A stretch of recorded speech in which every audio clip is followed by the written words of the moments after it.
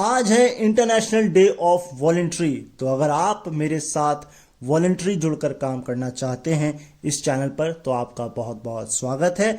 और या फिर आप वहीं बैठे बैठे वॉलंटरी अपना सहयोग दे सकते हैं चैनल को सब्सक्राइब करके, लाइक, कमेंट और शेयर करके। मैं हूं अनोखा अंकित और ये है ओए क्रिकेट। यहां बात होती है सिर्फ और सिर्फ क्रिकेट की। आज जिस मैच का जिक्र करेंगे वो है India women versus Australia women. 3 one day मैचों की सीरीज का पहला मैच। स्टैट्स भी होंगे, मेरे ओपिनियंस भी होंगे। तो पहले ओपिनियन की बात कर लेते हैं। ये मैच इंडिया आराम से जीत सकता था अगर उसके खाते में थोड़े रन होते। मुझे ऐसा लगा बिल्कुल मन से नहीं खेले हैं या बहुत ज़्यादा एजी है टीम, जल्दी टिकने की कोशिश नहीं की किसी ने, नर्वसनेस लगी। और मैं इसलिए भी ये कह रहा हूँ कि देखिए कम से कम 6 खिलाड़ी, 6 में से 4 खिलाड़ी तो इस टीम में हैं जिन्होंने WBBL भी खेला। उसके बावजूद आप कंडीशंस रीड नहीं कर पाए और आप अपने साथी खिलाड़ियों को भी कंडीशन से अवगत नहीं करा पाए। हाँ, ऑल्दो ये हो सकता है कि आपने इस ग्राउंड पे मैच ना खेला हो, लेकिन फिर भी आपको एक मोटा मोटा आइडिया तो लग ही जाता है। और फिर आप ऑस्ट्रेलिया जैसी वर्ल्ड क्लास टीम के आगे खेल रहे हैं तो आपको एजी नहीं होना है। कम से कम ये ट्राई करिए कि पूरे 50 ओवर तो खेलें आप। अब आप सोचिए अगर पूरे 50 ओवर खेले होते टिक कर तो क्या पता हम मैच जीत भी जाते। तो खैर कोई बात नहीं, ये नहीं हो पाया। लेकिन स्टैट नंबर 1 जो आ रहा है किम गार्थ से जुड़ा हुआ, ये 2010 में इन्होंने अपना डेब्यू किया था 14 साल की उम्र में, और ये पहले आयरलैंड से खेलती थी। अब ऑस्ट्रेलिया शिफ्ट हो गई हैं। 15 मैच ऑस्ट्रेलिया की तरफ से खेल लिए हैं वनडे और 49 टोटल मैचेस उन्होंने खेले, यानी कि बाकी जो बचे हुए मैचेस थे वो आयरलैंड की तरफ से। अब बेथ मूनी जो है वो आपको विकेट की कीपर नजर नहीं आती ज्यादा, क्योंकि एलिसा हेली जो है वो ये काम निभाती हैं। तो बेथ मूनी 75 मैच खेल चुकी हैं ऑस्ट्रेलिया की तरफ से, जिसमें से 69 उन्होंने सिर्फ एज ए बैट्समैन निभाए हैं। और छठी बार अब ये मौका है कि उन्होंने एज ए जो कीपर होता है ना, स्पेशलिस्ट कीपर या पार्ट टाइम कीपर या फुल ऑन कीपर के तौर पर उन्होंने कीपिंग की है इस मैच में। अच्छा, ऑस्ट्रेलिया को वर्ल्ड कप से पहले मात्र 9 मैच खेलने हैं अगर मैं केवल बायलैटरल सीरीज की बात करूं, क्योंकि सितंबर में इंडिया में वर्ल्ड कप है वुमेन्स का 50 ओवर का। तो 3 ये मैच खेलने हैं। इसके बाद जाएगी ऑस्ट्रेलिया न्यूजीलैंड खेलने 3 वनडे मैचेस के लिए, और उसके बाद इंडिया आएगी वर्ल्ड कप से ठीक पहले 3 वनडे मैच खेलने के लिए। और इसके बीच में 3 वनडे मैच वो एशेस के हैं जो जनवरी में वो इंग्लैंड के दौरान खेलेगी। तो भैया एक काम कर देते, इंग्लैंड भी वहीं थी, इंडिया भी वहीं थी, तो एक ट्राई सीरीज करा लेते यार। हैं क्या दिक्कत आ रही थी? न्यूजीलैंड को बुला लेते, 4 टीमों की करा लेते। चलिए खैर कोई बात नहीं, अरमान तो बहुत है। खैर ऑस्ट्रेलिया जो मेंस है उसने भी अपनी प्लेइंग 11 का ऐलान कर दिया है। मिचेल मार्श को जगह मिल गई है, हेजलवुड नहीं है, एंड स्कॉट बोलैंड को शायद टीम में, बोलैंड है कि शैन एबॉट है, किसी को तो एक को शामिल किया है हेजलवुड की जगह पर। ये थोड़ा सर्च कर लीजिएगा प्लेइंग 11, वैसे तो आपको मिल ही जाएगी, कहीं ना कहीं खबर होगी ही होगी। साथ साथ जो इस वक्त कप्तान है, क्योंकि एलिसा हेली जो है वो क्या है, चोटिल हैं, तो कप्तान जो है टालिया मैकग्राथ वो अपना फुल टाइम पहली बार कर रही हैं कप्तानी पूरी सीरीज की, क्योंकि इससे पहले उन्हें एक ही बार मौका मिला था आयरलैंड के खिलाफ वनडे में कप्तानी करने का, और 3 बार वो T20 में कर चुकी हैं। एलिस पेरी, मैं अगर गलत नहीं हूं तो 4000 रन के बहुत करीब हैं वनडे में, शायद 40 रन है और 15 विकेट शायद उनको चाहिए हैं हाईएस्ट विकेट लेने के लिए, क्योंकि एक खिलाड़ी हैं ऑस्ट्रेलिया की तरफ से जिन्होंने शायद 210 विकेट लिए हैं वनडे में। मैं भी आपको नाम कंफर्म कर दूंगा। और 4000 में अगर मैं बात करूं तो ब्लिंडा क्लार्क का एक नाम है फेमस, वो 1991 से 2005 तक ऑस्ट्रेलिया का प्रतिनिधित्व कर चुकी हैं, 4844 रन भी बनाए हैं। और एक हैं खिलाड़ी, उन्होंने 4814 बनाए हैं, तो उनका नाम भी मैं आपको बता दूंगा। खैर इसकी टेंशन आप मत लीजिए। एंड इसके अलावा नेक्स्ट है हरलीन देओल। इनको ये ऐसा नहीं है कि ये डेब्यू कर रही हैं, लेकिन इनके आंकड़े अगर मैं आपको बताऊं तो ये 11वां वनडे था, हाईएस्ट इनका 77 है और ये एजी लगी, बहुत अच्छा खेल सकती थी, 19 बनाए, लेकिन पता नहीं कौन सा शॉट मारने की आखिर थी। आपके सामने आपकी कप्तान है, आप 2 मिनट उससे टॉक करें, उनसे बात करें कि वो एक्सपीरियंस्ड हैं।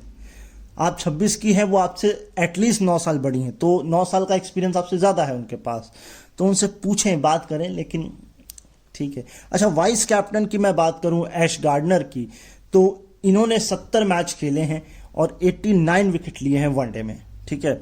इसके बाद अगर मैं बात करूं एनाबेल सदरलैंड की, तो मुझे ये जो नाम जब भी मैं ये सुनता हूं ना, तो मुझे ऐसा लगता है ये पौवे से आई हैं, या उसको आप क्या कहते हैं, जैक से आई हैं, क्योंकि मुझे ऐसा लगता है सदरलैंड एक पहले ऑस्ट्रेलिया के उसमें थे, सेलेक्टर में या सीए में थे, तो ऐसा लगता है, वैसे है नहीं, बट अगर मैं इनकी बात करूं बीबीएल में इस सीजन में इन्होंने 7 विकेट निकाले तकरीबन 30 की एवरेज से। वनडे में बात करूं तो 33 मैच में 30 विकेट है, एवरेज 22.5 के आसपास है, तो ठीक है। बाकी शूट की अगर मैं बात करूं तो इन्होंने कमाल करा है, पहली बार वनडे में 5 विकेट हासिल किए हैं, 19 रन देकर 5 विकेट, कमाल की बॉलिंग, कमाल कमाल कमाल की बॉलिंग। और एक डेब्यूटन ऑस्ट्रेलिया की तरफ से इस मैच में खेली हैं, 150वीं खिलाड़ी, कैप नंबर 150, और बेथ मूनी ने इनको कैप दी, पेरेंट्स थे इनके, ब्रदर भी आए हुए थे। 50 नहीं हो पाई, ऑल्दो हो सकती थी, लेकिन टीम को ऊपर रखा खिलाड़ियों ने और 50 नहीं हो पाई इनके पहले ही डेब्यू मैच में, वरना रिकॉर्ड्स और बहुत ज़्यादा बन जाते। ऑल्दो इससे पहले मुझे याद है शायद एलाना किंग या किम गार्थ, एक नाम नहीं मुझे याद है, एक बहुत अच्छे से याद है कि पीवी लिचफील्ड और उनके साथ 2 खिलाड़ियों ने एक साथ डेब्यू किया था। इस मैच में 2 अलग अलग टीम से 2 खिलाड़ियों ने डेब्यू किया है, टीस्ता साधु और इधर से ये, इनका नाम मुझे याद नहीं हो रहा है, याद करूंगा भी, नहीं है, याद हो जाएगा, कोई दिक्कत नहीं है। एंड इसके अलावा अगर मैं आपसे बात करूं, एलेना किंग की ही मैं बात कर लूं आपसे, तो एलाना किंग जो है वो इस बार की बीबीएल में 10 मैच में 20 विकेट लेकर आई हैं, वो फेमस भी हैं और अच्छी बॉलिंग है। अगर 10 मैच में 20 विकेट, तो यानी हर मैच में 2 विकेट आपने निकाले हैं ऑन एवरेज, जो अच्छी बात है। अच्छा, ऋचा घोष को मौका मिला क्योंकि आपको मालूम है यास्तिका भाटिया इंजर्ड हैं, और एक बड़ा सरप्राइजिंग सा मैं फैक्ट सुन रहा था, भी कमेंटेटर भी थोड़ा सा खुद भी कंफ्यूज था, इन्होंने अपने तीनों फॉर्मेट में डेब्यू ऑस्ट्रेलिया के खिलाफ ही किया है। T20 में इन्होंने फरवरी में किया था 2020 में, अब ये वर्ल्ड कप से पहले की बात है शायद, जब 2020 में ऑस्ट्रेलिया और इंडिया का फाइनल मैच हुआ था 2020 में, वहां टेस्ट मैच में अभी वानखेड़े में इन्होंने डेब्यू किया ऑस्ट्रेलिया के खिलाफ, जो ड्रॉ हुआ, जहां शायद 126 रन बनाए थे, 126, 27, 200 प्लस, और अब वनडे में भी शायद डेब्यू, ये अभी नहीं, ये वाले मैच में नहीं, वैसे भी ऑस्ट्रेलिया के खिलाफ ही शायद वनडे के खिलाफ ही इन्होंने डेब्यू किया है। तो ये है। बाकी एक चीज़ जो पॉइंट इस पूरे सिनेरियो में निकल के आया, वो ये कि ऑस्ट्रेलिया बहुत पीछे चल रहा था, कभी 19 ओवर में 2 मिनट पीछे चल रहा था, कभी 12 मिनट पीछे चल रहा था, कहीं 13 मिनट तक पीछे चल रहा था, लेकिन जब विकेट 33वां ओवर चल रहा था तो 1 घंटे में 17 ओवर कराने थे, और जबकि 1 घंटे में होते 13, तो इससे तो वो बच गए भाई, बच गए, बड़ा बच गए। अगर मैं बात करूं आपसे दीप्ति शर्मा की, क्योंकि इनके आंकड़े मेरे पास हाथ लगे, 93 मैच, 112 कुछ विकेट, 3075 कुछ रन, 65 की स्ट्राइक रेट और 35 का एवरेज, मगर 188 हाईएस्ट, मगर अनफॉर्चुनेट रन आउट हो गई, कोई बात नहीं। टीस्ता साधु की बात करूं, भले वो इस मैच में डेब्यू कर रही हैं, लेकिन उनके खाते में शायद 9 या 4 T20 भी हैं, ये ध्यान में रखिएगा, और वो WPL भी खेलती है। अब इससे एक ओपिनियन पॉइंट और आया, भाई आप WPL खेल रहे हैं, इतना पैसा कमा रहे हैं, और आपको टॉप 3 में रखा जाता है, और अगर ये परफॉर्मेंस होगी तो मुझे नहीं लगता WPL का कोई भी फ़ायदा हो रहा है, लिटरली कोई फ़ायदा नहीं हो रहा अगर आप ये परफॉर्मेंस दे रही हैं तो। ठीक है, इसके अलावा रेणुका सिंह ठाकुर का भी जिक्र हुआ है। 14 मैच में 24 विकेट। ठीक, इससे पहले जो सीरीज खेली थी लास्ट ईयर ऑस्ट्रेलिया में, या ऑस्ट्रेलिया के खिलाफ, वहां एक ही विकेट मिला था। इस मैच में 3 विकेट निकाले। ये भी अच्छी बात है। लेकिन एक ओपिनियन और एक चर्चा जो छिड़ गई है, अब चेयरमैन है शायद CA के नए, शायद नए, आज ही बात हो रही थी, पॉडकास्ट आया है और आप जाके मेरे को करेक्ट कर सकते हैं, सुन लीजिएगा। क्रिकेट ऑस्ट्रेलिया की वेबसाइट पर आपको मिल जाएगा, या ABC की वेबसाइट पर मिल जाएगा, ऑडियो सेक्शन में जाएंगे तो शायद। और ये मैं सोच रहा था पिछले एक हफ्ते से कि क्या बिग बैश लीग में इंडियन जो बिजनेसमैन है या इंडिया पैसा लगा सकता है। शायद इसके दरवाजे खुलने वाले हैं। इंडिया अब अपना पैसा WBBL और BBL में भी लगाने वाला है। अब ऐसी बात सुनने में आ रही है, बट ये होगा कब, कैसे होगा, ये कहना थोड़ा मुश्किल है। अच्छा, इस मैच में एक नाम जो सेंसेशन निकल के आया वो है प्रिया मिश्रा। ये नाम याद कर लीजिए। क्यों? क्योंकि कमेंटेटर ने भी बोला और मुझे भी ऐसा लगा, इसमें पोटेंशियल है, इस 20 साल की छोरी में पोटेंशियल है, ये डायनामाइट बन सकती हैं। और मैं तो यहाँ तक ये सोचा था कि कोई इन्हें अच्छा कोच मिले, गाइड करे, लेकिन बहुत बढ़िया परफॉर्मेंस। अगर आप क्रिकेट को बहुत डीपली सुनते हैं, देखते हैं, तो आपको प्रिया मिश्रा के बारे में मैं थोड़ा सा बता देता हूँ। अभी इंडिया ए की तरफ से एक टेस्ट मैच हुआ था 4 डे का, शायद ऑस्ट्रेलिया में हुआ था। वहाँ पर शायद 6 या 7 विकेट इन्होंने निकाले हैं।